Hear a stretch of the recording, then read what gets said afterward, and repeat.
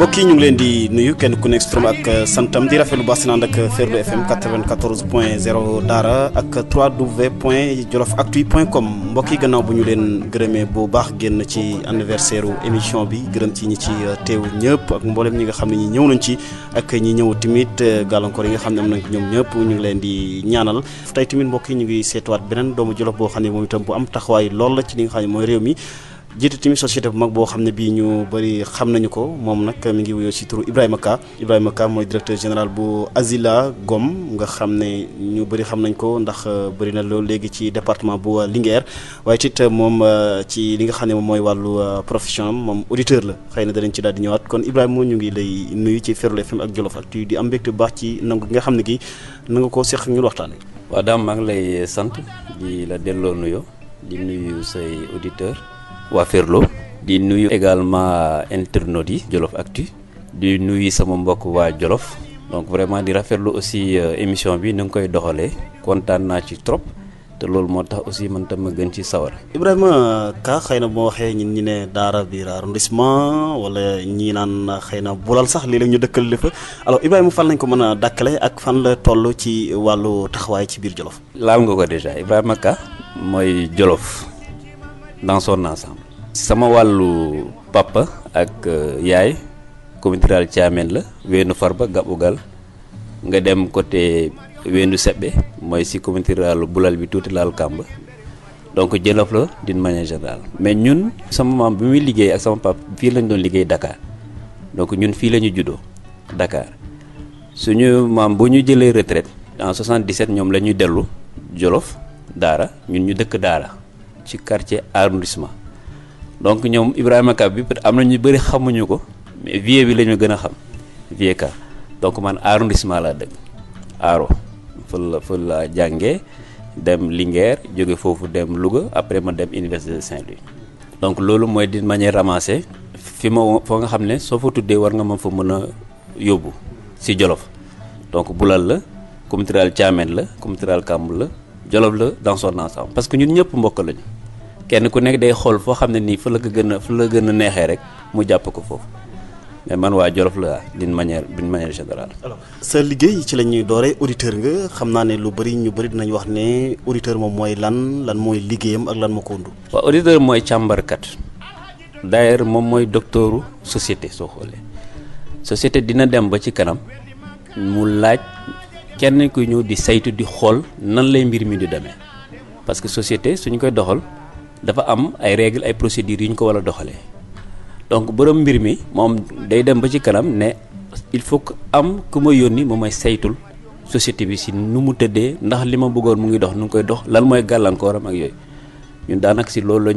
ñuy yëngatu nga xool lan mooy problème yi xool lan mooy indi problème yi ak lan la problème yi di am comme impact ci doxalin société bi ak nga def ay recommandations pour wane ne lii war nañ ko dindi. te suñu ko dindee aussi war nañ fexe ba du egsi dootul ñëwaat donc loolu mooy rôle auditeur. foofu moom boo ko bëggee doon ban njàng ngay def ñi nga xam ne ñu ngi ñuy déglu étudiants yi wala. waaw étudiants yi bon de toute façon man soo gisee sax dama def virage à 100 degrés parce que man bi ma demee Université Saint-Louis anglais laa fa doon def après en certain moment bi ma ñëwaatee en 2000 dans le cadre du travail que je mène ici ak directeur bi fi nekkoon mu ne ma pour nga gën ma assister. il faut que yenn branche yi aussi nga ci yëngatu ñu jox ma bourse ma dem institut jàngi foofu après si laa dem si yeneen école de formation yi supérieure yi def si audit donc aujourd'hui doomu aadama lépp lu ma bëgg a mën rek quel que soit yow domaine bi nga mën a spécialisé war nga ko mën parce que yàlla moo jël dëxëñ si doomu aadama lépp loo xam ne mooy savoir loolu départ la depuis si maam aadama donc soo defee étude scientifique ay série scientifique mun nga ko def mais man série littéraire laa defoon au préalable defoon naa série scientifique donc amoon naa benn base bi loolu moo tax aussi bi ma ci duggee donc j'ai pas eu de problème parce que bëggoon naa ko donc il fallait que coûte que coûte ma réussir ko te yàlla def na réussir naa ko avec brio. tey jii Ibrahima Ka directeur général Asila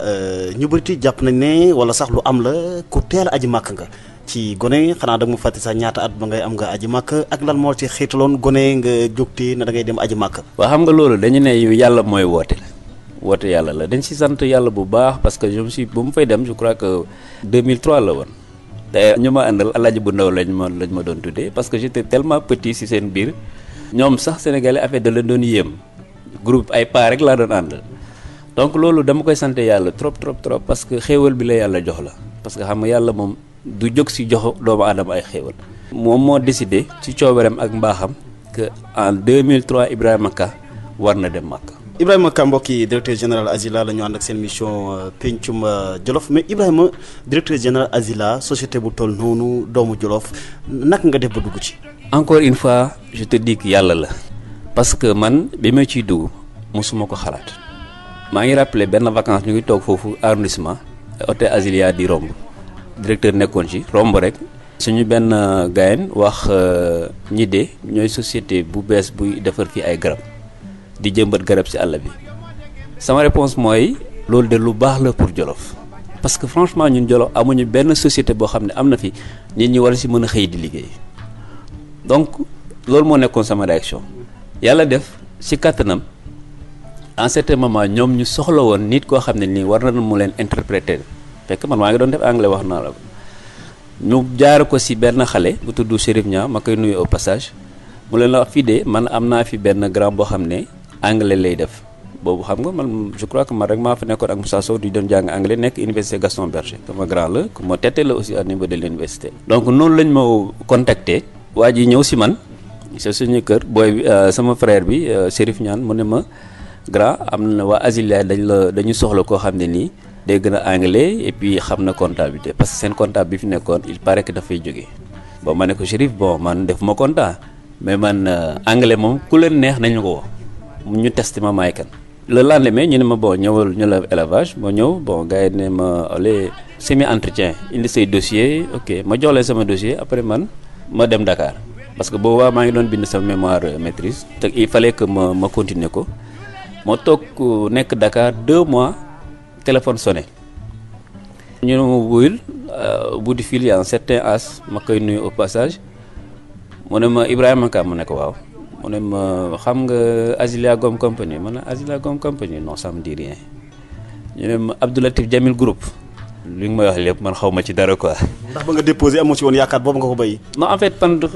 déposé naa rek man parce que sama mémoire bi moom ma gënoon yitteel. parce que instant boobu nekk woon pour liggéey Sénégal parce que dama amoon sama prescription pour war a dem France def foofu relation internationale donc xalaatu ma woon pour liggéey fii man jàng rek laa bëggoon moom laa bëggoon a continuer donc bi may wax loolu man j'étais pas dans ça mu ne ma gauche benn expatrié la woon. moo doon nekk fii ci société bi day ñëw di superviser bon j'avais eu l'occasion de le rencontrer parce que xam nga man boobu foofu ku fa dégg anglais rek soo weexee rek il faut que moom ñëw de pour waxtaan ak yow war nga ci xam dara parce que yow xam nga mën nga anglais bon bu ma nee gauche ma ne ko woy gauche waaw xam naa ko mu ne kooku nag moo la bëgg a dajeek yow hôtel Sofitel nga baal ma ci publicité bi mais il faut que ma nommé ko mu ne ma il te reçoit demain samedi bon fekk man maa ngi waajal dem Guédiawaye sama tante parce que chaque dimanche fa la doon yendu ma ne ko ok y a aucun souci man dinaa dem foofu rencontrer ko bi ma ñëwee waa ji nee ma am na kenn kuy ñëw kuy jóge Londres te vraiment su ma sañoon yow yaa koy ànd gunge ak moom parce que dafa war a rencontrer ay autorités yu mag ci dëkk bi te yow rek yaa ma ci doy ma ne ko ok amul problème ci seeg daam ñu ne ma le 11 lay ñëw te Méridien lay wàcc Méridien président man boobu nekk naa Dakar xaw ma sax fu Méridien président nekk parce que Saint-Louis laa nekkoon ainsi de suite ma rencontré benn anecdote le lendemain je crois que j'avais 1000 francs ou 2000 pour dem Méridien ma jël taxi bi ma ne waa ji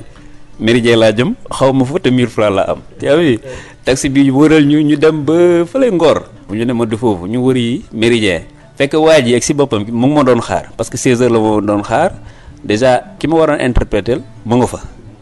ki ma njëkkoon woo téléphone mu ngi débrouillé si ak anglais bi man damaa ñëw rek ñu xëccal ma 16 ma tàmbali donc noonu laa tàmbalee Azilia ba yàlla indi lu muy indi tey donc lépp si yàlla rek entre kooka nga dafa gis ne xarañ nga ci li nga xam ne mooy anglais bi war a mën nga leen a gunge ci tekki geeg yooyu kon daal bu mën nañu wax ne foofu la mbir ma jaaree. mbir mi foofu la ko yàlla jaarale donc si tekki bi nee naa la man dañoo xëcc 16 rek moo toog enchaîné donc négocier ma sa ay affaire salaire parce que dama le mercredi la woon c'était un mercredi je me rappelle ce jour tey mu ngi mel na comme tey si man donc dama ñëw waa ji doon jéem a def interprète yi débrouiller xam naa ne dafa soulagé wu quand il m'a vu donc dafa ma xëccal 16 bi mu toogoon rek ma toog man ma dóor mbir mi avancé bon au fur et à mesure aussi yàlla dimbale ma boobu ba léegi man pour man ay question de 2 jours 3 jours la quoi parce que sama xel mu ngi toujours nan lay sama prescription nan lay dem ba dem France ak yooyu parce que c'était ça qui était dans ma tête mais yàlla li mu dogal lu mu namm ci doomu aadama kenn mënu ci dara. ñu avancé ba def le directeur général. ñuy avancé parce que après j'étais assistant du directeur général moom déggutoon français anglais la donc dossier yëpp yu muy gérer sama loxo lay jaar bon nit ki sooy liggéeyee ak moom dina xam loo mën ak loo mënul au fur et à mesure dossier bu mu indi ñu dóoru ko ci liggéey buñ ci war a def rek yàlla defal ñu am ci ndam bon wane ne aussi ñun bëgg nañ liggéey bi te wane nañ ci wuñ yàkkamti lenn lu nekk aussi étape la parce que nit ki foo toll rek na nga ci gën a góorgóorlu ñefe nga bañ a yàkkamti su ko defee rek yàlla moom li mu namm ci yow ala kulli haal il faut que mu am man tamit en fait damay buuru benn parenthèse pour wax xale yi nañu gën a góorgóorlu lépp loo foo féetee rek góorgóorlu soo yàggee rek barke dina ñëw donc loolu moo indi moom après ñu def ma responsable financier parce que volet social bi yëpp ak xaalis bi yëpp yàlla def ci sama loxo la doon jaar xaalis bi lu mu bëri ci sama loxo la jaar donc maa ko doon gérer donc en 2015 déjà lañ ma nommé directeur général donc loolu mooy indi consécration bi quoi. bon pour man c'est pas une fin en soi dama nekk beneen étape la boo xam ne nii war naa ci gën a liggéey pour yàlla dimbale ñu li ñu yéen a Jolof wala man li ma yéen a Jolof yàlla may ñu mu jaar fi donc loolu moo tax ñun dañuy ñëfee guddeeg bëccëg pour mbir mi jëm kanam. li nga yéenee Jolof xëy na dana ci bokk bu ndee ba société bi ñu gis ne taxawal nañ ko bu baax ci département bu Linguère bi yëpp mais xëy na laata ñuy ñëw ci département bu Linguère ndax société bi nationale la wala fan lañ ko samp wala tamit yan xeetu garab parce que ñun xëy na boo waxee sax wér rek lañu yaakaar ne ci lay gën a yëngu. waaw effectivement xam nga société bi dafa bokk ci benn groupe bi mu ngi tudd Abdou Latif Jamil groupe moom moo ñuy boote ndeyee ñun ñëpp boobu mu ngi am fu nekk ci àdduna bi am na lu mu fa yëngut yàlla dimbale ñu ba moom xelam nekk Sénégal parce que déjà affaire ay département la mais département agriculture bi du rek werek la ñuy def am na werek fu ñu ko commencé mooy au Soudan def na ko dans les années 90 mais à un certain moment il s'est dit que il faut que mu ñëw Sénégal parce que Sénégal dafa am avantage boo xam ne nii dafa extraordinaire peut-être sénégalais ñoo ko xamul mais ñuy investir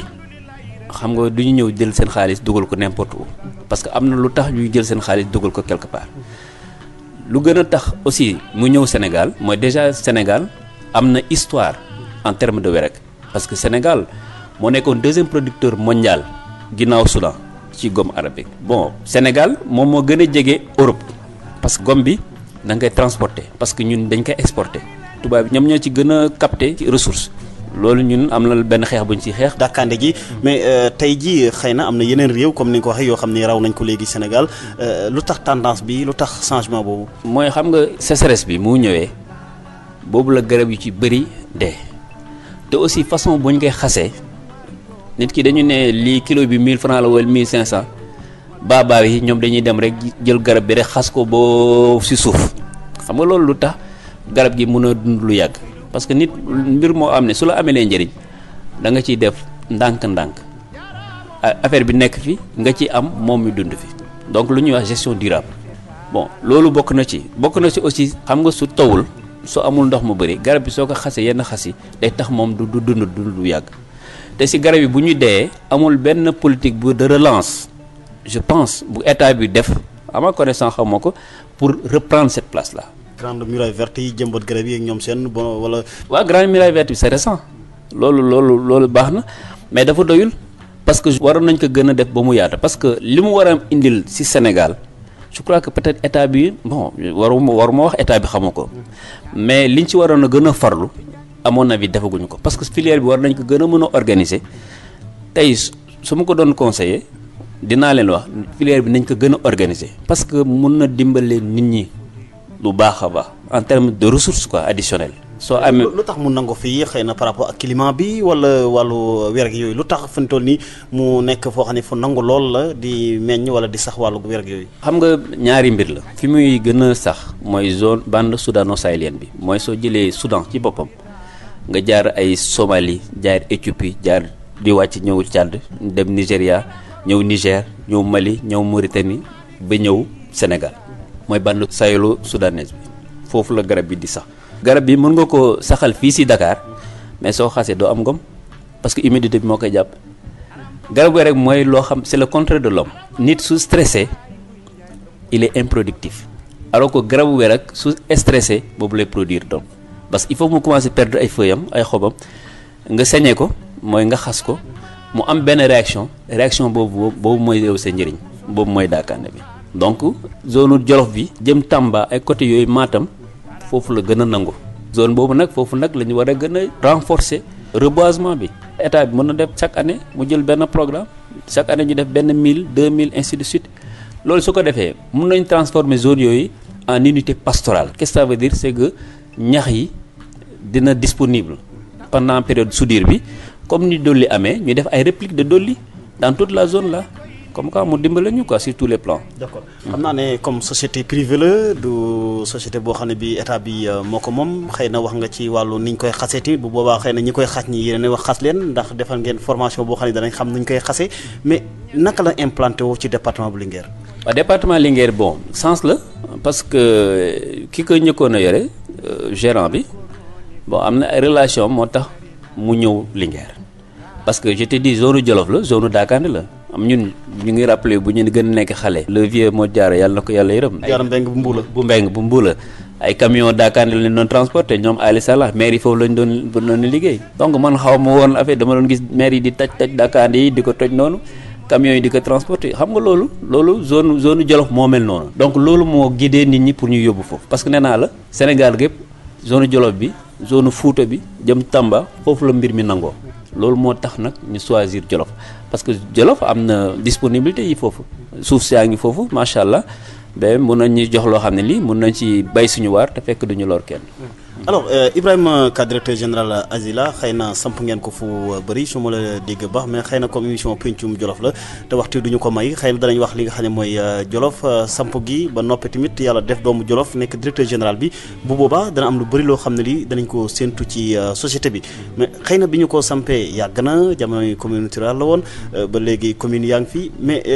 suuf si parce que gis nañu hectares yu bëri xotti ngeen ko mais nag ngeen dem ba am suuf si état leen ko jox wala ñan ngeen ko jox. mun nañu wax état moo ñu ko jox parce que état ñi koy joxe état moo leen jox cër boobu parce que loi moo organisé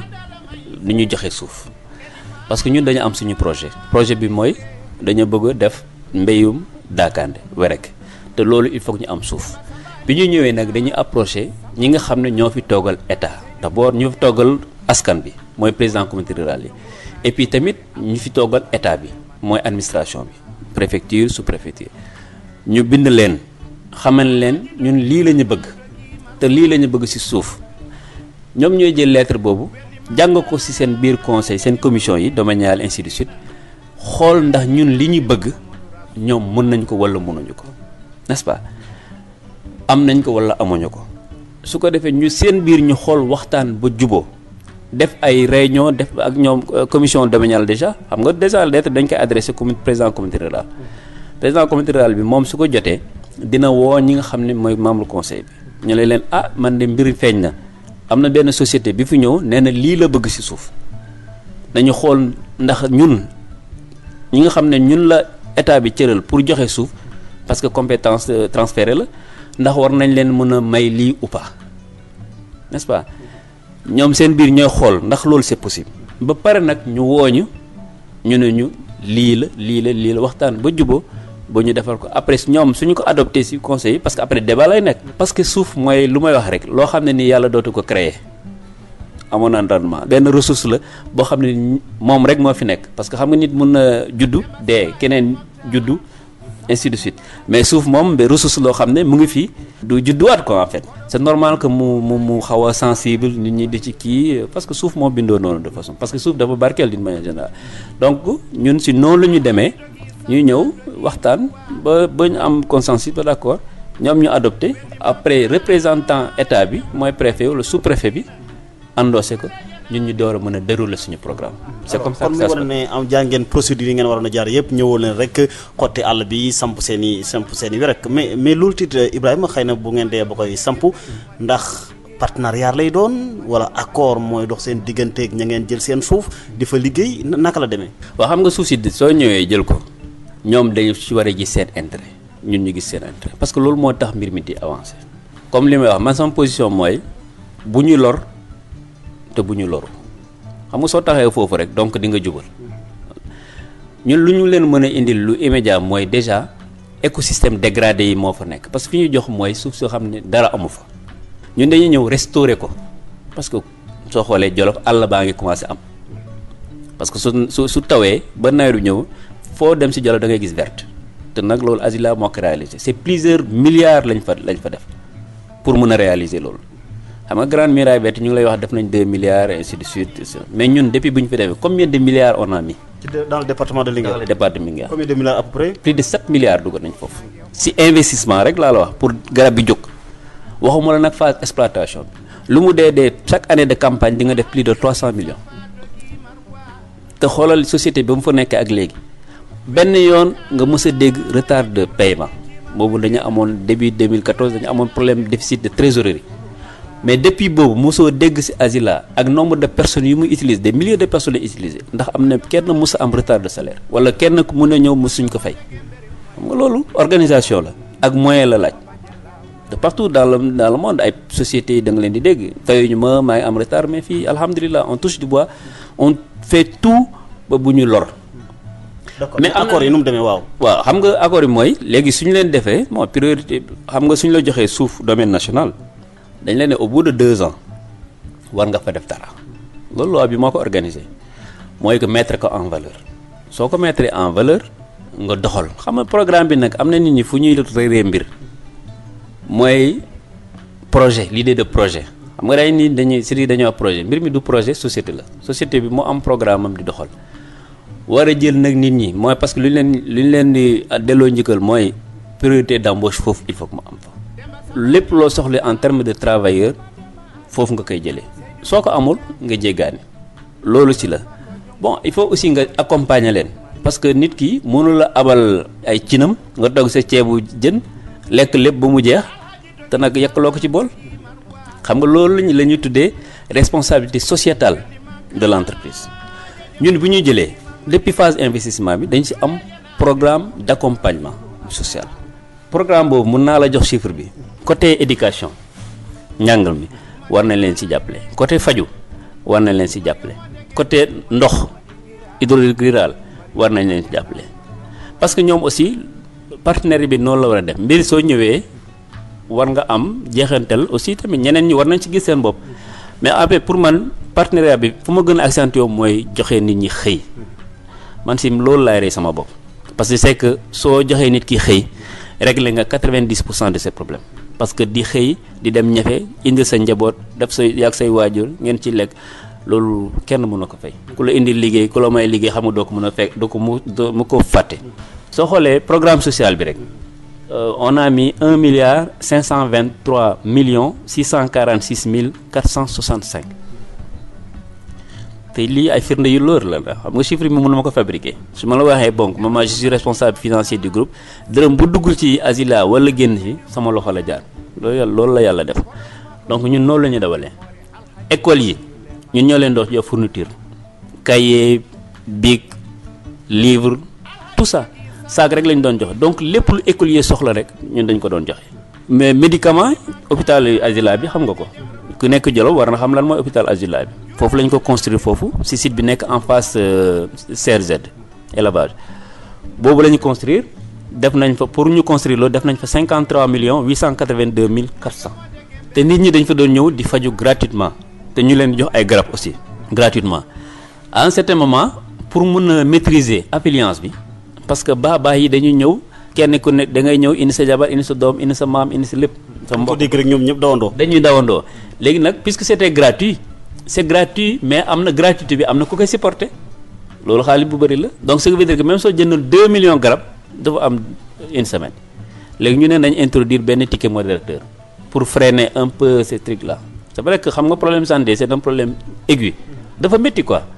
te moo tax peut-être dinaa leen ci wax benn kii incha allah rabbi loolu programme bi dañ koy reprendre parce que daaw bu ma demee Dubaï waxtaan naa si ak promoteur bi nee naa ko am na mbir bi nga defoon Jolof bëgg naa franchement nga dimbale mi ci mu ñëwaat bi may dem nag dama préparer budget bi yëpp ba pare mun naa la woon papier bi sax ngis ko mu signal ma ko mu ne ma tu peux relancer ça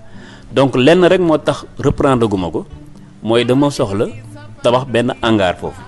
xam nga gis nga comme hangar yi benn laa bëgg a daf foofu pour parce que clinique bi ñoom clinique communément clinique lañ koy waxee moom moo ñu servir de hangar de stockage donc instant bi il faut ma construire loolu pour yàlla dimbale ñu ubbiwaat clinique bi te incha allah suñ ko ubbiwaatee dinañ si def lépp lu ci war nga xam ne nit ñi duñ soxla dem feneen parce que j'ai parlé avec un professeur ma nuyu ko sama tonton la El Hadj Ferika suñ ma yàlla dimbalee moom laa koy confier mu pilotel ma coordonné ko donc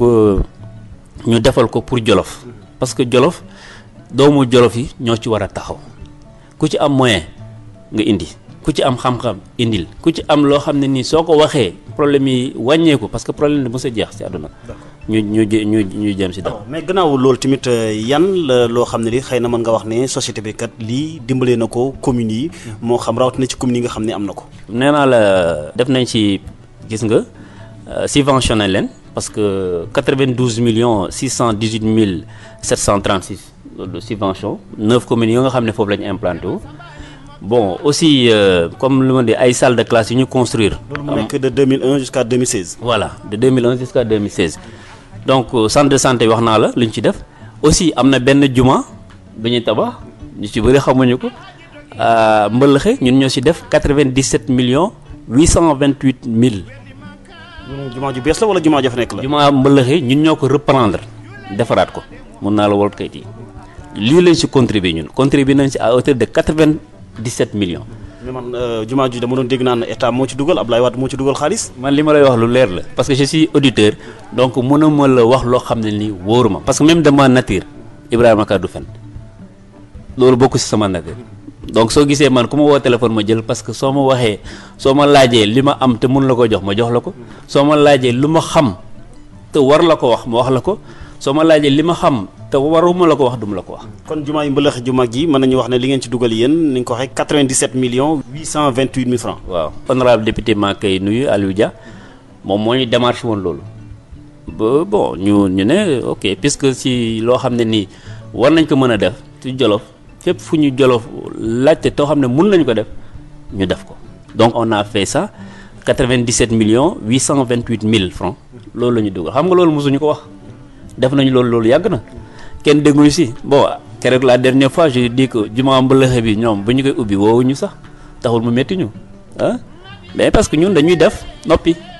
en certain moment nag peut-être il faut nga gindi nit ñi askan bi ñu xam ne Asila nekkul fii pour lor au contraire ñun la ñu sonal. xëy na ñu demaat ci gannaaw mbëlëxe yenn makkaan yoo xam ne moom itam Asila dugal na ci loxoom. waaw loo xam ne mooy bourse boobu tamit à part santé bi loolu secteur bu ma ñor la c'est am na étudiant Jolof yu ma recevoir fii sama bureau nee naa leen góorgóorlu leen ngeen ñafe te muñ te incha allah rabbi man si éducation bi bourse yi dinaa ci gën a dugal sama loxo suñu yàlla mayee ñuy am ay résultats loolu dinañ ko indiwaat donc il faut que ñu am résultat bi mooy ñu jàppale ñun ñu am lu ñu présenté ñoo xam ne suñu kilifa ñi ñu jiital ñu am lu ñu leen wan pour ëllëg suñu leen waxee dimbale leen ci lii ñoom ñu sawar ci parce que nit ku def xaalisam gis mbir maa ngi avancé soo ko nee lii soo ma dimbee mbir bi day gën a avancé dañ ci sawar soo xoolee lii lépp bourse yi lu ma lay wax mën nga ko vérifier donc def nañ ci bourse yi 982 millions 817 mille 329 ñu financé ci 134 étudiants bourse yi nag ñaari façon la bourse étrangère mooy ki nga xam ne am nga préinscription war a dem extérieur Europe nag mais du yeneen pays Europe ren ciblé tous les pays européens soo ci amee bourse rek nga war a def doctorat wala quoi que ce soit soo ñëwee nga présenté ñu fekk un bon dossier la dañ lay financer bon loolu départ bi nu ñu doon def dañ ko doon jébbal université yi Saint-Louis ak Dakar bon Saint-Louis parce que man fa laa jógee Dakar ainsi de suite mais si kattan yàlla programme bi bëgg naa ko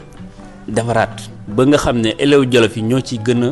accentué wu ñoo ci gën a bénéficié wu. mais 134 yi téeméer ak fanweer ak ñeent ñi ay étudiants yu Jolof la wala ñëpp ci réew mi yëpp la. non réew mi yëpp la loolu moo tax ma ne leen man dama bëgg a changer waat affaire bi bon li may laajte élèves yi rek sama Jolof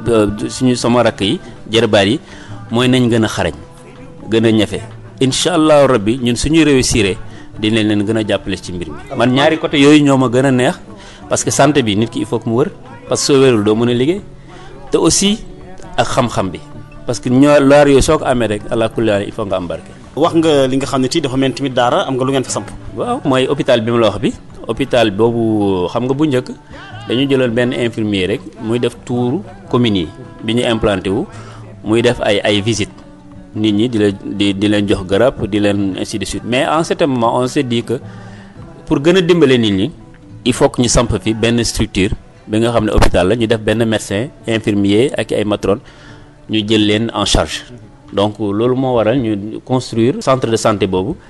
mu ngi ñu coûté 53 millions 882 mille 400 mu am ñaari fànn médecine générale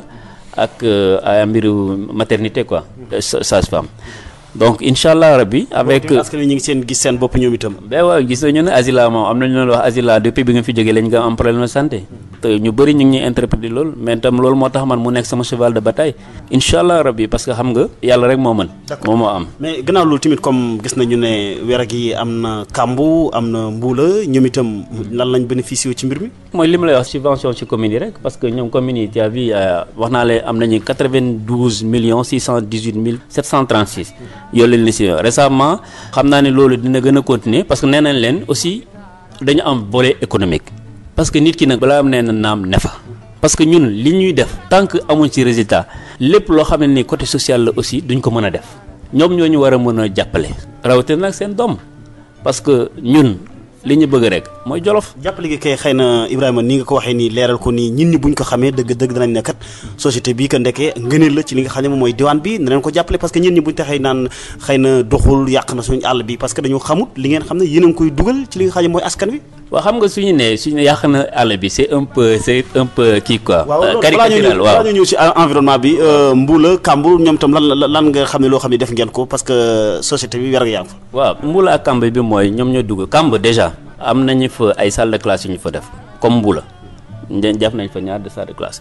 mooy valeur de 5 millions yi soo gisee foofu fourniture scolaire yi ñoom communauté rurale yooyu yëpp communauté rurale boo gis boo am école dugal nañ fa fourniture scolaire li may wax ñi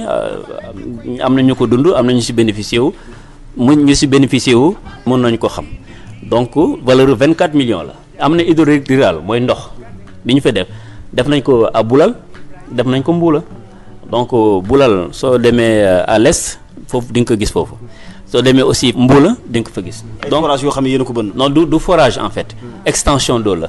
parce que ñoo xam ne ay villages yoo xam ne amuñu woon ndox ñun ñu fexe à partir de 6 kilomètres. yóbbu leen ndox. xëcc leen tiwo maanaam. xëcc leen ndox amoon nañu benn programme forage bon man récemment bi ma demee Dubaï aussi maa ngi ciy xalaat parce que incha allah rabbi bëgg nañu vraiment def mais nag lu ñu mën a def rek mooy ñu dimbale ñun ba li ñu soxla ci Asila yàlla may ñu gën te loolu population ñoo ci war a jàpp. mais 2001 ba 2016 ngeen liggéey lii lépp mais ndax Ibrahima Ka doo wax ne xaalis bi parce que dafa mel ni accord bi verbal rek da ngeen ko waxtaanee nii rek di acte 3 de la décentralisation ñëw na parce que boo ne ba 2016 moom mairie fii lañ ko fekk ndax xaalis bi da ngeen di jël jox ko directement mairie jëfandikoo ko wala conseil municipaux yëpp yëg nañu ne Asila mi ngi dugal loxoom ci li nga xam ne moom mooy mbir mi parce que boobaa dana gën a leer. waaw mais en fait yaakaar naa ko parce que xam nga modèle yi ñaar kilo ñun suñu leen ko joxee te am nañ preuve ne jox nañ leen ko te normalement suñu demee si seen conseil rural war nañ ko wax. maire yi ngeen ko teg seen loxo. maire yi lañ ko toog seen loxo. parce que loolu te Ibrahima du ma la nëbb mais parfois ñu bëri dañ naan da ngeen a jënd maire yi ñoom ñu bëri conseil municipaux yi yëguñ mbir mi moo tax fi ñu toll nii daanaka maire yi bay leen ngeen dagg def lu leen neex. non des en fait ñun daggatuñu lu tax ñuy jënd maire pour quelle raison. non président waaw maire yi fekkee wuñ ko mais ñi nga xam ne ñoom ñoo fi nekkee woon xëy na président conseil ruraux yi ñoom xëy na da ngeen leen a naxoon wala am waxtaan woo xam ne xëy na daal ni mu waroon a yaatu ba conseil municipal yi yëguwuñ ko noonu. parce que affaire bi mënuñ la ci dugg te du yaatu mënuñ ci nax kenn parce que ban objectif nga ci am pour nax soo naxee sa bopp ngay nax parce que soo defee loo xam ne ni dëgg tôt ou tard dina feeñ n'est-ce pas amuñu intérêt boobu. parce que xam nga nit ñi aussi nañu xaw a respecter ñi fi nekkoon en tant que conseil rural. parce que ñoom amoon nañu vision parce que ñooñu suñu amutoon loolu liggéey dafa am suñu amutoon clairvoyance boobu kan moo fay liggéey ndax man dinaa fa liggéey tam il faut que tamit ñu respecter nit ñi parce que nit ki soo ko jiitalee bul am xel ñaar war nga ko mën a contrôler certes parce que loolu mooy rôle citoyen nga xool kii ndax li muy def suñu intérêt ci mais d'autant plus que conseiller suñuy délibéré c'est public kenn ku nekk mën nga fa teewee question boo bëgg loo ñu bëgg a laaj ñun mu ngi fi mais di wax dañoo jënd kii ak nii non loolu wax ju yàqu la. mais lii nii ba tey ay maire ñi ngi koy jot bu baax mais est-ce que bu yaakaaroon bu nekkoon partenariat ab accord boo xam ne da ngeen koo xaatim parce que lii day est-ce que du nga toog ba nga xam ne mën ngeen ko rek ngeen def ko bu ngeen ko mënul ngeen bàyyi ko mais bu nekkoon partenariat wala accord bu ko defee boobaa da nga xam ne weeru deekat xëy na lii lay Azila di jox commune sàngam lii lay jox commune sàngam. quelle que soit formule bu ñu dem soo mënee rek ngay def parce que aujourd'hui man miy liggéey fii tey Azila fekkee Azila amul xaalis bu ma fay weer ndax dina ma fay pourtant contrat moo lii ak moom. donc moi je pense que lu ci gën a. dana la ko amel. dañ la ma am man tam mën naa leen ko amel mooy su ma amee rek dama leen jox parce que la preuve toog nañu fii lu yàgg jotuñu ci dara bi ma ñëwee en 2015 ñoom ñëpp kenn ku ne war naa la jox la chèque bu mu la xam ne war na la jox donc ñun li ñu war ak ñun tant que ñu ngi koy am dinañ ko def mais ñoom tamit aussi li leen di xaar mooy li nga xam ne war nañ ko def ak ñun ñuy jàppale ñu. parce que je ne peux pas comprendre aussi ñu am ay patrimoine bi ñu war a protéger. duñ ko protéger luñ ci war a def duñ waxtaan ak seen askan parce que ñun en termes de communication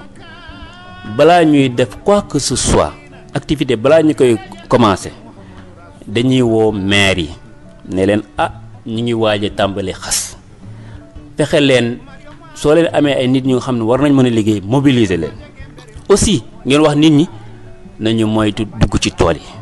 parce que ñun mënuñu nekk ci tool yi ñeneen ñekk suñ tool yi il faut que ñu comprendre que lii propriété privée la daam maire moo lay may mairie moo lay may terrain nga tabax ci kër est-ce que maire mën na ñëw di la ne yow sa dépense bi nii nga ko war a joxal fukk wala joxal ñaar dem n'est-ce pas il faut que ñu comprendre loolu dañuy jël suñu oto waxtaan ak chef de village yi waxtaan ak maire yi waxtaan ak population yi nga xam ne ñoo wër tool yi n'est-ce pas loolu nag ñun si leen ni gën a xaar ñu gën ñu jàppale parce que ñun jàppale ñi dafa yomb lu mu yombee mooy bu ñu yàqal bu ñu yàqal mooy lan askan yi ñun suñu dugg di jël suñu produit mais ngir yàlla nañu bàyyil foofu suñu produit suñu daakaan gagnant la kon mais gagnant la war a nekk parce que ñoom waruñ xool seen intérêt ñun bàyyi suñu intérêt Azila su fa nekkul léegi kan fa la ñu amee seen subvention wala ainsi de suite mais Ibrahima li nga xam ne wax nga ko waxuma sax xam naa des emploi yi nga xam ne am na so fekkee na xam nga chiffre yi dana ci am solo ñi nga xam ne ñi ngi si doon xëy di ci liggéey ñi ngi si doon fay 2500 nekkoon lu am solo en terme d'emploi bu waxtu duñu may ñu ñëwaat ci loolu mais dañoo nekk foo xam ne fii zone sylvopastorale la Ibrahima bu ñu ko waxee wax càmm ku wax wàllu càmm te da nga wax wàllu mbay surtout wàllu càmm sax moo gën a am solo mais bu boobaa ndax duñu wax ne li ngeen defar li ngeen yàq moo ko ëpp parce que ñit ñi amatuñ fu ñu sàmmee xëy na loolu tamit am na nekk na jafe-jafe. waaw xam nga loolu c'est un mauvais procès qu'on est en train de faire à Azila parce que Azila mayul boppam dañ ko may te nee naa la balaa ñu koy may ñoom ñooy xool fan la ñu war a may donc jël nañu question yooyu yëpp en charge soo xoolee carte bi yaa ngi nii carte boobu ñun par rapport ak lu ñu am c'est infiniment petit donc pour régler le problème mayu suñu bopp dañoo may lii la ñu soxla lii la ñu mën ñooñu ñu ko may ñu defal ñu si kayit ñu déroulé suñu programme mais àll bi lan lañ fa def ñun garab lañ fa def garab boo xam ne ni Jolof xam na ko muy werek donc dañuy defar àll bi waxuñu bu fa kenn sàmm te la preuve aujourd'hui tey amul fenn fu am ñax si Jolof période bii ñu toll su dul suñu tool yi. moo tax ngeen di jàpp léegi di yóbbu fu leen neexee léegi di jàpp di fayeeku sax. ban heure la ñuy fayeeku est-ce que nawet dinañ fayeku. mais nawet waaw du ngeen fayeku mais comme au début Ibrahima dama la wax rek comme au début da ngeen wax ne xëy na bu ngeen jëmbatee garab yi comme màggagul mën naa teel a yàq ko yomb na mais xëy na bu garab yi màggee léegi war ngeen mën a dindi seen grillage yi bu fa nag surtout nag nga xam ne moom yow xam nga li ma lay wax bu baax xëy na mënu fa yàq dara lu tax tamit jur gi ti mënuñoo fexe di dugg bu noor bi ñëwee ngeen bàyyi ñit ñi bopp wala. am na loo xam ne nii foog ma leeral la ko parce que bu ñu doon wax bu béy dugg bu nag dugg mooy période bu ñuy toll ci période yu jëmbat kenn ku ne xam ne garab bu ndaw nag mën na ko jéggi mu rey ko te aussi béy yi xam nga ci bopp bi la ñuy jaar rek dagg garab bi dootul màgg donc c'est normal ñu ne bàyyil garab bi mu màgg ba nga xam ne nii béy mënatuloo ko dara nag mënatuloo dara ñu dugg loolu phase investissement bi mooy phase bi ñuy def reboisement bi mais dafa am leneen lu ci yokk garab bi bu demee ba màgg ñun boobu la ñu soxla garab bi du dañu fay xas lan la ñu xas du daakaar lañ fay jëlee léegi suñu dindee suñu grillage béy yi suñu ñëwee beeg daakaane nu mu mel waaye léegi ñu bàyyi béy yi ñu lekk léegi aussi nit ñi nga xam ne dañuy sàcc suñu daakaane bi léegi daf ko yóbbu di ko jaay à côté nu ñu leen def ndax dañu leen di bàyyi noonu c'est aussi simple que ça mais ñun xam nañu ñoom bés bu ñu jëlee suñu daakaane ba ñu xam ne tey suñu campagne jënd est-ce que am na ñoo xam ne dinañ leen bloqué ñun lu ñu bañ mooy ñun tant que ñu ngi fay nekk di jël suñu produit mais yaa xayal nañu bàyyi ñu jël suñu produit. kon dafa am jamono boo xam ne bi xëy na moom ngeen di clôture bi mais day am jamono boo xam ne bi da ngeen ubbi jur gi yëpp mën nañoo lekk. waaw loolu mooy ñun suñu demee ba nga xam ne vraiment pare nañu parce que ñax bi dooñu ko tus man sama nag duñ fa dugg nag wa keneen duñ fa dugg ñoom ñi nga xam ne aussi tool bi dafa nekk si ñoom la ñuy bàyyi ñu bénéficier genre refuge la quoi pour période de soudure bi ñoom ñu dimb parce que partout amul ñax si tool yi rek la moo am ñax donc puisque ñun ñax moomu soxlawuñu ko te aussi jur gi ak garab yi am na loo xam ne nii dañ koy jëflante mooy interaction boobu entre jur ak garab loolu ñëpp xam nañu ko parce que soo xoolee régénération sax jur bi doom yi muy lekk transporter ko loolu mooy tax muy mën na sax foofu après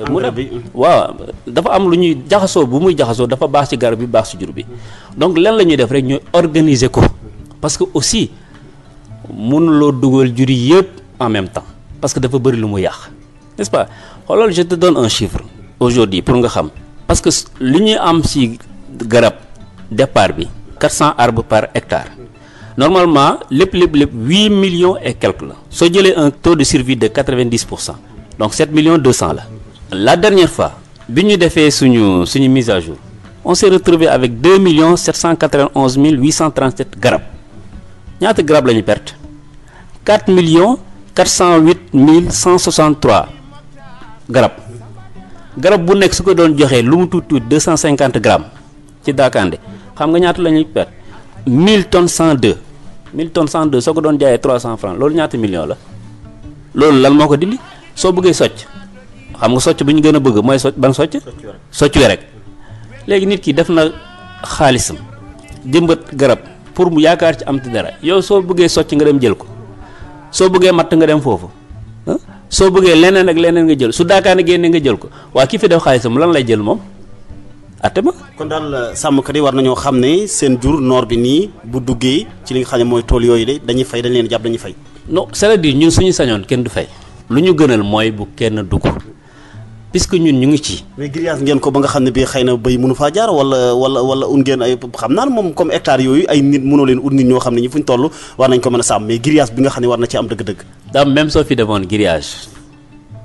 gars yi dañuy jël grillage bi sàcc ko parce que am nañ ci cas bu mel noonu lem yóbbu daaneel grillage bi dugal seeni jur loolu a ngi foofu lan moo am solo rek mooy nañu muñ tuuti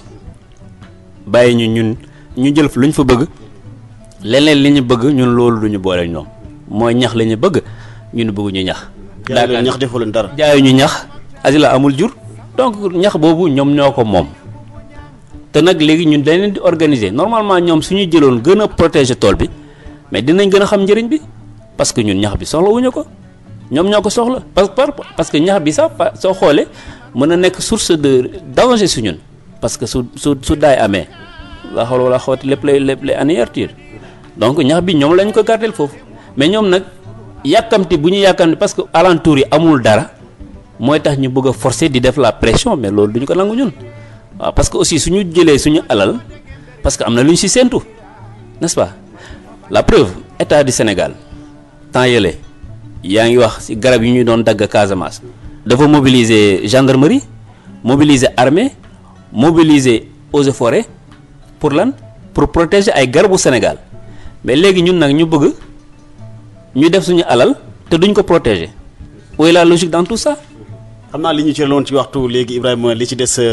bëreetul fukki minutes daanaka mais d'une manière générale mën nañu jàpp ne société bi vraiment Azila ngëneel la ci li nga xam ne mooy réew mi yëpp rawatina département bu Linguère parce que xam naa ne bi ñuy jëmbat ñu bëri liggéey nañ ci xas mi tamit nit ñaa ngi ciy liggéey mais xam naa lim leen ni dikkal tamit nag ci koppar ci Daakaande ji te takku na de xam naa Ibrahima. non en fait soo xoolee Daakaande bi xaalis bi nga siy dugal dafa bëri trop te soo amul patience doo ci génn parce que xam nga lu tax moo am problème mooy yow mun nga am tout ba am Daakaande mais ki nga koy jaay mooy fixé prix parce que ñun lan lañ koy jox tubaab bi lañ koy jaay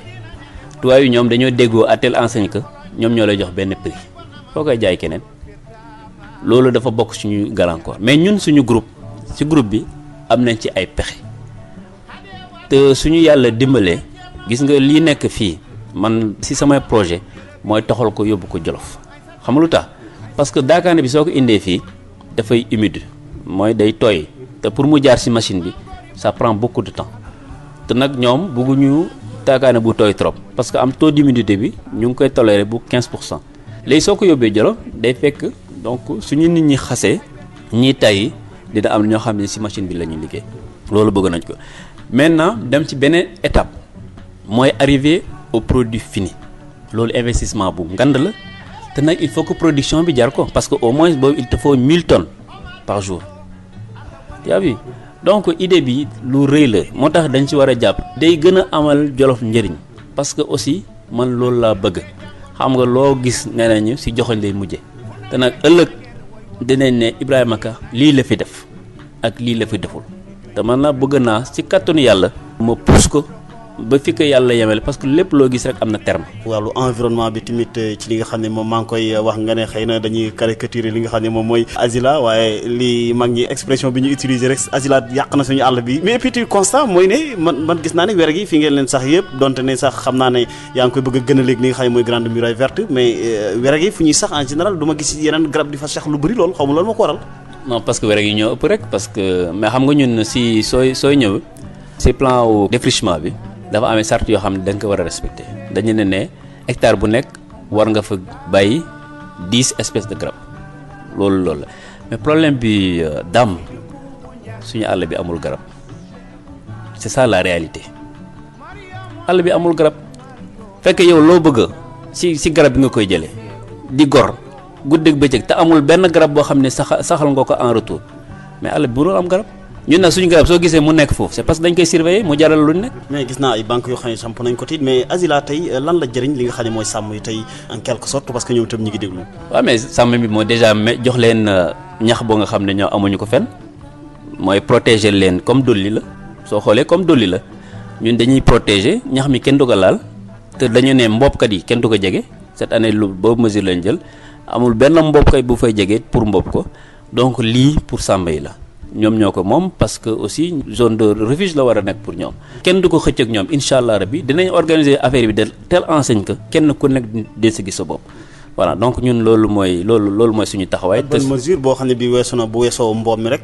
waaw mooy gën a xont bi tamit peut-être xëy na yéen a ngi si jóo seen loxo wala. waaw man xant bi amoon naa ci benn idée boobu. avant may nekk même directeur général. d'ailleurs mosoon naa ko waxtaanee mais idée bi demutoon dama neen bon.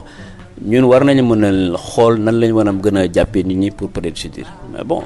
xam nga nag il faut man damay demee ndànk-ndànk quoi d'habitude bëgguma wax li may def damay avancer ba mu sotti door ko def mais idée la quoi mais incha allah rabbi lépp lu ñu ci war a def ba doomu aadama yëg si boppam ñun dinañ def mais encore une fois ñoom ñu si war a gën a jàpp parce que ñun suñu amul résultat amul dara loo xam ne war nañu gën a def asila balaa muy mën a def dara mu am xaalis bi te xaalis bi fu mu koy jëlee mooy ci daakaande bi soo amul daakaande amul xaalis ben du mën a def dara. ce sera des vœux pieux te donc franchement ñun duñ ci côté boobu quoi. mais lu jëm ci wàllu aj gi tamit léeg-léeg ma gis ne am na ñoo xam ne ñi da ngeen leen di yóbbu Makka mais loolu tamit fan ngeen di sukkandiku comme li ma doon wax rek ci bourse yi xëy na am na fu ngeen di sukkandiku wala aju Makka tamit da ngeen di jël rek ay nit boo xam ne fii xëy na da ngeen fa def seen i projet wala nan ngeen sukkandiku ba jël ne asila bi kan moo tànn diw ngir yóbbu ko Makka. waaw parce que xam nga nit ki soo koy defal terrain il faut nga xam ko n'est-ce pas parce que man aujourd'hui mënuma jëriñ koo xam ne Chine la nekk. xamantuñu su fekkee man maa ngi nekk Jolof asila du Jolof yëpp la nekk quelques communes la nekk ci Jolof donc ñooñu soo amee loo xam ne da nga koy def ci social d'ailleurs ci ñoom ngay tàmbale jox ko parce que programme aj bi groupe bi ñoom dafa am seen programme parce que am nañu sax ay hôtel Makka soo demee Médine am nañ fa ay hôtel donc loolu la volet social bi nga xam ne da koy def te am na leneen loo xam ne ñun ñu ngi koy def te waxuñu ko ñun fii rek localement suñu defee suñu campagne ba pare ba jaay dañuy def lépp loo xam ne nii dañ ci am lu ñuy génnee pour jox ko ñi nga xam ne ñun population bi la. loolu asaka la wala. voilà loolu asaka la lañ lay joxe bokkut ak ñoom lu ci niveau local la quoi. dañ leen jox pour dire que en fait c'est une société qui est véritablement sociale parce que nit ñi dañ leen taxaw képp ku nga xam ne indi na soxla ñu war ci mën a taxaw rek dañ ci taxaw te man vraiment Makka bi man su ma sañoon avion yiy dem yëpp asila moo leen di yóbbu. man loolu mooy sama yéene donc moom su waxee yóbbul ma 10 man dinaa fexe ba mooy ma 20 soo mayee 20 tamit aussi pas bon ñoo laa koy jox d'abord ñi ma xam ne ñi jëflante asila ñoo leen jox et puis ak keneen ku ci yàlla boole sa wërsëg rek nga dugg ci. alors xëy na ñu génn ci li nga xam ne mooy agila bi ci li ñu desee si ay simili waaye it bokkoon nga ci li nga xam ne moom mooy cadre de réflexion et d'appui pour le développement intégré de développement oui boobu it bu am solo la te loolu la ci dugaloon ak lan moo tax mbir ma naax saay ba man yëggatuma xamatuma fu mujj. mais daal xam nga ñun CRADIEL bi soo gisee dañu dajee fii ñu nekk ay doomu Jolof doomu Sàmm parce que ñun ñëpp dañu ne kenn ku nekk bi ngay jàng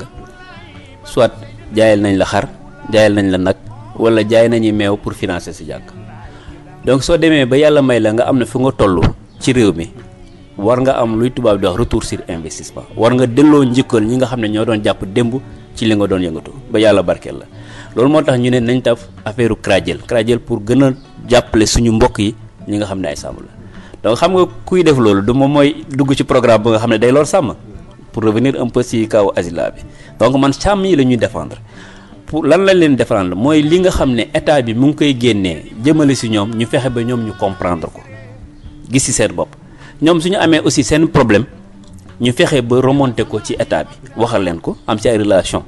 ñu nag bon dafa am façon bu ñuy doxalee du ñuy def tapage du def ay communiqué da ngay liggéey si suuf ba mu ñor jébal ko ñu ngi ko war a jébal loolu moo tax peut-être gars yi ne CRADIEL dafay nelaw wala ainsi de suite mais dañu am suñu rythme am suñu programme te ñëpp ñu ci liggéey itam ay responsable lañu ay man directeur là bon y a Bamba qui est là-bas mooy coordinateur bi Bamba Ka moom tamit Moussa Diallo ñoo ñëpp xam nga kenn ku nekk dafa am banqaas donc dafa am façon bu ñuy liggéey rek tout le temps bu ñu nekk ci terrain bi mais ñu ngi am di réfléchir di def travail intellectuel travail de sensibilisation aujourd'hui tey ministère bi xam nañu kan mooy CRADIEL day toujours dañuy citer un exemple fu ñu toll dañuy citer waa CRADIEL ñii laa bëgg ñu dimbale ñu parce que ëllëg lépp luy soppi ci élevage bi ci ñoom lay jóge te loolu gëm nañ te incha allah dinañ ci liggéey. mais CRADIEL tey jii boo nee xëy na ñu bëri xam nañ ko état bi xam nañ ko mais bu boobaa moom ñi ñu déglu ci Jolof wala ci diaspora bi bu ñu waxee lan la CRADIEL jëriñ sàmm yi saa si tembe wala lan ngeen ci defagum lan la ñuy wax. ba xam nga affaire bi li ñuy wax da ngay jéem a def tuuti rek parce que ñun xaaruñ ci ñu ñuy wax lii la ñuy def wala la ñuy def parce que li ñu koy defal ñun dañ koy def de gaieté de cœur xaaruñ ci dara en retour parce que kenn joxuñu ci xaalis suñu jëlee suñu oto di dem di sensibiliser nit ñi di dem fekke ji dolli waaw dem nga donc loolu suñu bopp la ñu defal donc sooy defal sa bopp bon doo nax sa bopp donc loolu lañ ci bëgg ñun lu ñu bëgg mooy suñu mbokk yi avancer ci domaine bi ñu nekk parce que ñoom dañu war a xam li ñuy yore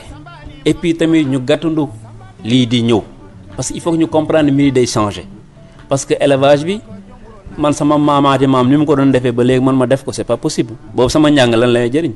damay fekk ñoom li ñuy doon def ma xool nan laa koy yokkee mooy valeur ajoutée bi te nag élevage dafa am secteur boo xam ne dafa am doole il faut que ñu taxaw organiser wu pour gën ko mën a pousser ba ma avancer mais suñu sàgganuwul dina am problème donc ñun xaaruñu nit di ñuy wax li évaluation non parce que kenn joxuñu mission bi ñun ñoo ko jox suñu bopp donc dañ ci dem suñu rythme. ñaari minutes moo ñu desee Ibrahima Ka directeur général Asila mais xëy na danañu ñëw ci wàllu politique bi parce que il faut que tamit social yi nga xam ne yaa ngi koy def léeg-léeg ñu lay gis yenn nga ciy jiw sa loxo mais boobaa ndax duñ ne Ibrahima Ka policier buy nëbbatu ndànk-ndànk la wala dafa am rek lu muy raam. non man en fait c'est vrai que bu ñuy nekk étudiant nekkoon nañu renouveau comme tous les jeunes yu nekk IRD waaw nekkoon nañ ci bu baax sax fës ko mais après à un certain moment bon génn nañ ci après. liggéey moo la ko moytoon nga génn ci wala moom itam URD. boobu liggéeyuma woon sax presque parce que boobu maa ngi doon bind sama mémoire à un certain moment bon je me suis dit que bàyyi moo concentré sama jàng ba pare après leneen luy ñëw ñu def ko. bon politique bi yàlla rek moo xam nga politique ñaar la da ngay dem jëli ko wala mu jël si la man duma ko jëli pour le moment parce que li ma am lii. concentration pour Jolof yokka su ma yàlla dimbalee dëgg li ma soxla ci Asila moom rek lay politique bi def parce que politique lan lay def day créer liggéey politique lan la ñuy def dañuy fexe ba étudiants yi war a am bourse pour dem ñu dimbale leen ki war a faju donc yooyu su ma yàlla dimbalee loolu mën nañ ko def ci Asila te fekk politique mais su ma fere politique jëlisee nag kooku c'est une autre histoire. alors mais bu la politique jël see Ibrahima Ka mais bu ñu demee ba audience bi nga xam ne am nga kook le ministre Aly Ngouille Ndiaye ndax booba waxtaanu politique ngeen doon waxtaanee wala waxtaanu en tant que jolof-jolof. non en tant que jolof-jolof parce que moom sama grand la aussi ñu ngi waxtaan bu baax dafa waxoon pour ma ñëw politique ma ne ko man taluma ko parce que yow xam nga secteur privé lañ nekk secteur privé dafa fiir rawatina aussi nga am responsabilité bu tal nekk directeur général doo nelaw doo trick loolu mënoo ko boole politique. mais yow lu la doon sàkku ci moom nga ñëw dugg ci APR. waaye en fait pour ma gën leen jàppale ci politique bi ma won ko rek d'une façon trique ma ça m'intéresse pas pour le moment ma ne leen pour le moment man maa ngi asila te su ma yàlla dimbalee li ngeen yi am yéene ci politique aussi man loolu laa am yéene ci asila bi parce que ñun ñëpp Jolof moo ñu ñor que ce soit Aly Ngouille que ce soit Samba Ndiobène que ce soit Moussa que ce soit Aboubacry que ce soit Maître Ka ñoom ñëpp Jolof moo ñu ñor donc mun nañ ko gën a defar kenn ku nekk indi si sa contribution man si côté asila su ma mënee xëcc loo xam ne nii njëriñ Jolof la ma def ko ñoom politiquement ñoo nekk ci kaw état bi fexe ba décision yi état di jël projet yi yeeg ak affaire yi demee noonu ñëw a Jolof mais loolu c'est tout à leur honneur loolu la ñu war a def et puis ñun ñëpp mu ñu nekk ay politiciens c'est pas seulement loolu pour xale yi laa koy wax nañu gën a góorgóorlu ñu gëm seen bopp ñefe yàlla da leen di dimbale il faut pas que dire que rek politique rek moom moo nekk voie de réussite. d'accord mais tey boo doon def politique tey bulal ngay def fief wala arrondissement ci Daara. arrondissement bon xam nañu fa arrondissement Daara rek laay dem ah. Daara am na gannaaw te léegi ñu bëri sa cadre yu mel ni yow ak jolof-jolof yu bëri léegi ñu ngi koy xëccoo. man moom xëccewuma dara man déjà man xëccewuma dara defaguma politique parce que du ma wax du ma ko def parce que on sait jamais dans la vie luy tax nga def politique loolu yàlla rek moo ko xam donc bon Daara laa nekk Daara la xam bulal mun naa fa def dara mais bon. on sait jamais loolu on laisse ça avenir bi xool ko. d'accord mais Daara yaa ngi fa cadre nga donte ne xëy na boo fa nekk tout temps tamit yaa ngi gis na mi doxee ndax yaakaar nga ne tey par rapport ak ressources yi nga xam ne Daara am na ko méngóor nag li nga xam ne mooy wàllu développement non Daara moom war na fi gën a yokk parce que Daara dafay dëkk boo xam ne ni dafa barkeel macha allah parce que Daara moom ngay dëkk boo gis day yokk ko ci côté yëpp lay yokk c'est en terme de kii quoi que dëkkuwaay yi day yokk jëm est sud nord sud loolu Daara rek laa gis donc ñun war nañu mën a gën a fédérer suñu bopp xam nga sànq ma avant ñuy ànd maa ngi am benn idée parce que soo xoolee ñi nga am occasion waxtaan ak ñoom si dans le cadre de cette émission là kenn ku nekk tey su jëloon responsabilité nee na damay sponsoriser benn étudiant ça va alléger les problèmes wala aussi si dans le cadre de CMU bi couverture maladie universelle kenn ku nekk mu pare na ay 2 à 10 personnes je crois que 7500 la suñu defee 75000 war nga ci mën a nim donc waruñ xaar lépp ci état xam nga man méthode bi may wax mooy même ci groupe bi may nekk du ma xaar lépp ci ñooñu man damay fexe li nga xam ne mooy samay moyen ma fexe 90% des choses viennent de moi le reste ma jëm ko compléter mais Daara war na fi jóg war na fi gën a dem mais loolu waa Daara ñoo koy war a taxaw waa Jolof ñoo ci war a ñafe quoi kenn ku nekk gëm ne am na loo xam ne nii war nga ko defal Jolof mais nga def ko fekkee ci côté politique bi nga def ko aussi fekkee ci côté ñun bu ñu nekk développement politique de développement la ñu def ñu gën ko ñafe bon mbir yi gën a ñëw ñi nekk ci diaspora bi aussi war nañu mën a contribuer ci développement Jolof. d'accord ma bëgg la nga tàggoog ñu doon déglu Ferlo FM ak Jolof Actu. waaw en fait maa ngi lay remercier ci opportunité yi bi nga ma jox pour waxtaan ak sama mbokk ci mbir mi nga xam ne ñun ñoo ko bokk je le dis ni ma koy faral di waxee rek mbir mi ñett la. li nga moom loo bokk ak loo moomul asila nag dafa fekk loo xam ne Jolof yàlla moo ñu ko wërsëgale muy moomeelu Jolof loolu lañ ko war a comprendre rek te ñun nekkuñ fii di lor te ñaanuñ ko yàlla ñun tamit nañ ñu dimbale ñu bañ ñoo lor partenariat bi nekk gagnant gagnant suñu amee loo xam ne ni leeru leen man seen doom laa je suis accessible ñu waxtaan ñu bañ di def ay spéculation yoo xam ne tegul fenn surtout soo nekkee kilifa aussi war nga lépp looy wax rek fekk mu leer la te fekk aussi nga war ko wax parce que xam nga mbir mun na la leer te fekk waroo ko wax loolu mooy taxawaayu kilifa ñi ñu ñaanal aussi mag ñu baax ñi nekk foofu di ñu ñaanal di ñu encourager yàlla na leen yàlla gën a bàyyi foofu ñuy continuer xale yi tamit aussi nañu gën a góorgóorlu ànd ak patience parce que am na benn mag bu ma doon wax mbir moo nekk yàgg ci rek yàlla dina la indil barke foofu donc yow tamit loolu laa lay encourager nga gën a góorgóorlu nga xam ne aussi tamit vraiment rafetlu nañu li ngay liggéey te ñu ngi say suivre sa liggéey nga góorgóorlu rek te xam ne incha allah rabbi lépp dina baax. mbokk yi ñu gërëm ko sant ko bu baax mu nekkoon Ibrahima Ka directeur général bu Asila waaye it moom ci boppam ci wàllum xam-xamam mi ngi gën a màcc ci wàllu auditeur farañ fàcce na ko mbokk yi ñu ngi leen di gërëm yéen ñi doon déglu seen émission pencum Jolof gërëm waa Ferlo FM ak waa www.jolofactu.com mbokk yi jàmm ak jàmm. Demba Sambani Mokhtar Samba Demba Ali Mokhtar Seydou Boubou Niang